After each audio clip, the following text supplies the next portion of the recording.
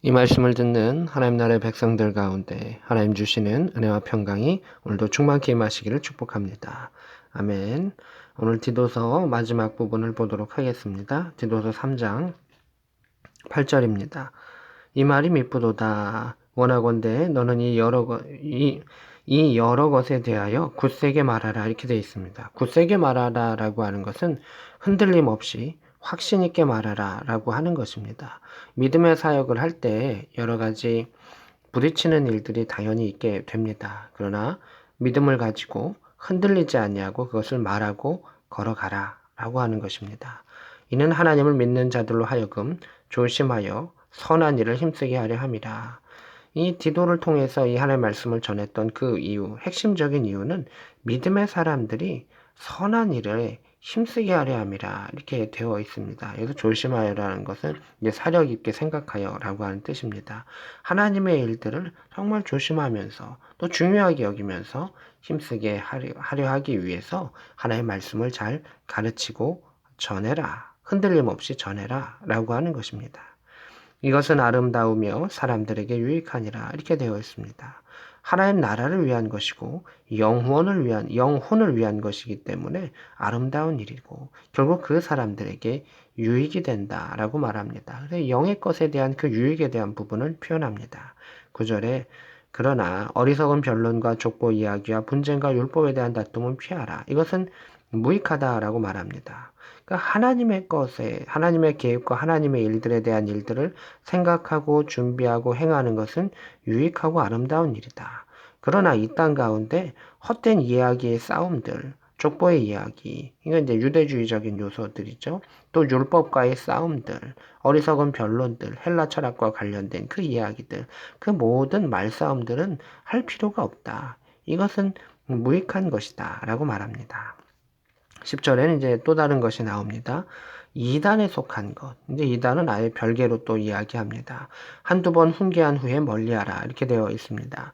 예수님께서도 형제가 이제 잘못된 부분 가운데 용서하라라고 하신 부분도 있지만, 개인으로 용서하고 개인으로 권하고 교회가 가서 권했을 때 그래도 계속 이단 가운데 있으면 그것은 멀리할 것에 대한 부분들에 대한 요소들을 설명하신 것처럼 이것도 마찬가지입니다.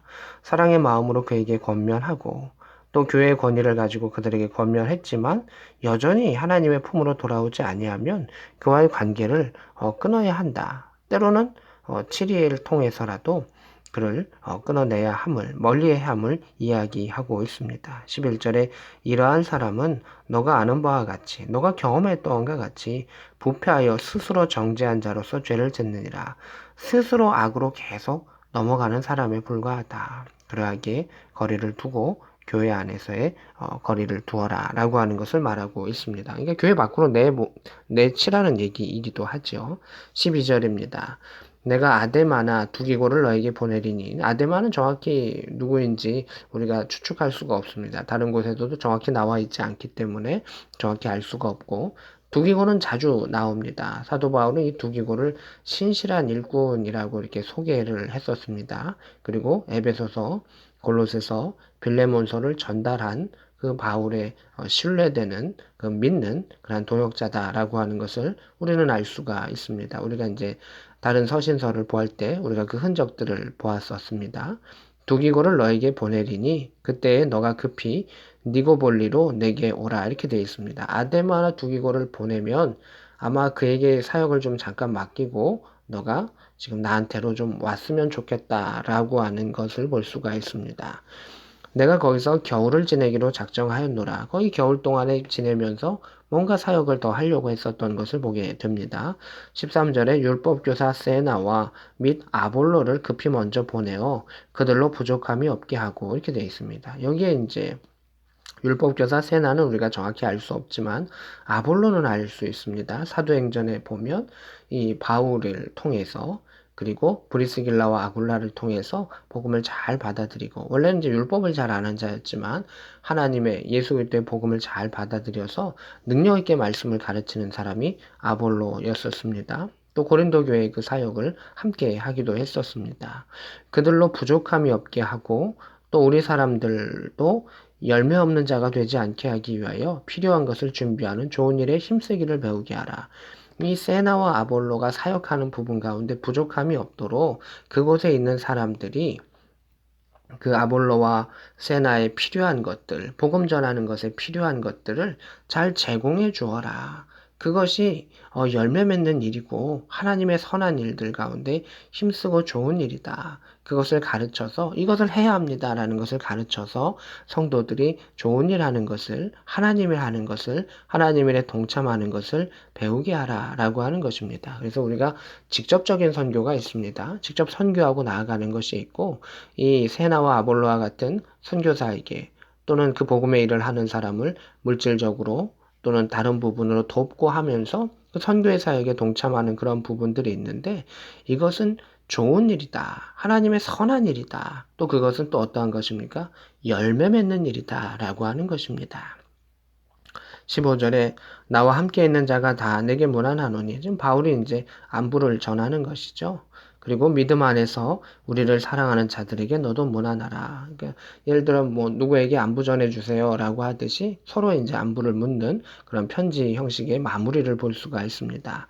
은혜가 너희 무리에게 있을지어다. 사도 바울은 보통 이제 은혜와 평강을 구했었는데 여기서는 은혜를 통해서 너희 무리, 그 교회 공동체죠. 그 교회 공동체 가운데 하나님의 은혜가 있기를 원한다라는 것을 말하고 있습니다. 그래서 교회가 교회되기 위해서 어떻게 해야 하는가? 특별히 오늘 본문들 가운데서는 선한 일, 좋은 일이라고 하는 단어를 우리가 주목해야 합니다.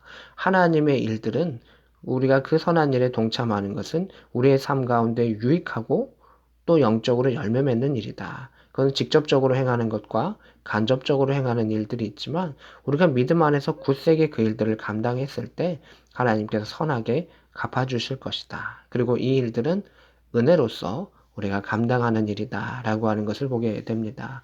우리가 보통 이제 목회서신이라게 이야기하면 목사들, 또 목자들, 또 목회자들이 주로 봐야 되는 거다라고 생각하지만 실제는 그렇지 않습니다. 이 편지는 디도와 그와 함께 했었던 성도와 교회 공동체가 같이 보라고 전달한 것이죠. 과연 우리 공동체는 어떻게 살아야 하는가? 리더들과 어떻게 살아야 하는가? 또 영적으로 앞선 그런 직분자들은 어떻게 살아야 하는가? 또 이단에 대해서는 어떻게 살아야 하는가? 하나님의 사역을 우리가 어떻게 감당해야 되고 믿음의 사람으로서 삶을 어떻게 살아가야 하는가라고 하는 것을 보편적으로 가르쳐 주는 것을 보게 됩니다.